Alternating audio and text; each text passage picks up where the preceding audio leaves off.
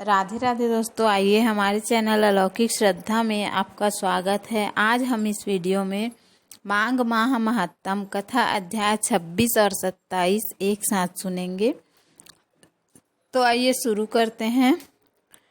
वशिष्ठ जी कहने लगे कि हे राजा दिलीप, बहुत से जन समूह सहित अच्छोद सरोवर में स्नान करके सुखपूर्वक मोक्ष को प्राप्त हो गए हैं।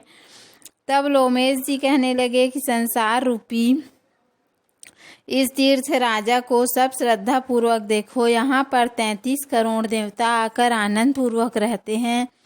यह अक्षय वट है जिसकी जड़ें पाताल तक गई हैं और मार्कंडेय ऋषि प्रलय के समय जिन भगवान इसी अक्षय वट का आश्रय लेते हैं, यही शिव जी की प्रिय भगवती भागीरथी है जिसकी सिद्ध लोग सेवा करते हैं। यह गंगा स्वर्ग के हेतु पताका है।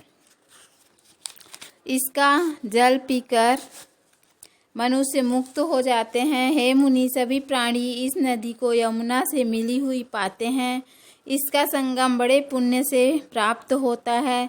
इसके स्नान से जन्म मृत्यु रूपी दावानल से कोई नहीं तपता, परंतु ज्ञान प्राप्त करके मुक्त हो जाता है। यहाँ पर स्नान करने से सभी प्राणी बिना ज्ञान के मुक्त हो जाते हैं।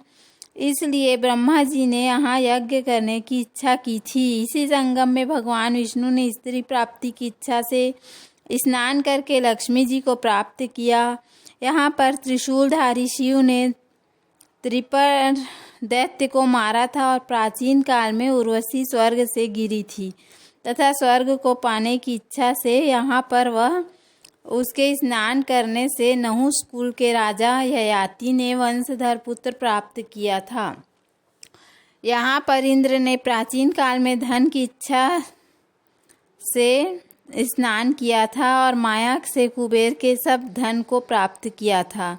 प्राचीन काल में नारायण तथा नर ने हजारों वर्ष तक प्रयाग में निराहार रहकर उत्तम धर्म किया था। यहाँ पर जयगाशव्य सन्यासी ने महादेव जी जैसे शक्ति वाले विजय पाई थी तथा अणिमा आदि योग से अति दुर्लभ ऐश्वर्य प्राप्त किए थे। इसी क्षेत्र में तपस्या करके श्री भरद्वाज सप्त ऋषियों में सम्मिलित हुए। बोलो श्री हरि विष्णु भगवान की जय। अब आइए 27वां अध्याय प्रारंभ करते हैं। आगे कहने लगे कि जिन्होंने भी यहाँ स्नान किया सबको स्वर्ग की प्राप्ति हुई। इसलिए हमारे विचार से तुम त्रिवेणी में स्नान करो। इस स्नान से पहले किए हुए तुम्हारे सब पाप नाश हो जाएंगे और संपूर्ण वैभवों को प्राप्त हो जाओगे। ऋषि के इस प्रकार के सत्य वचन सुनकर सभी त्रिवेणी में स्नान करने लग गए और उसी स्नान करने से सबकी पिशाचता नष्ट हो गई। साप से विमुक्त होकर उन्होंने अपना शरीर धारण कर लिया। वेदनिधि ने अपनी संतान को देखकर प्रसन्न चित्त होकर लोमेश जी को संतुष्ट किया और कहा कि आपके अनुग्रह से ही श्राप से वे विमुक्त हुए। बोलो श्री हरि विष्णु भगवान की जय। तो इस प्रकार 27वां और 28वां 26वां और 27वां अध्याय समाप्त हुआ। अगली कथा हम कल सुनेंगे। यदि हमारा वीडियो पसंद आए तो वीडियो को लाइक करें, चैनल को सब्सक्राइब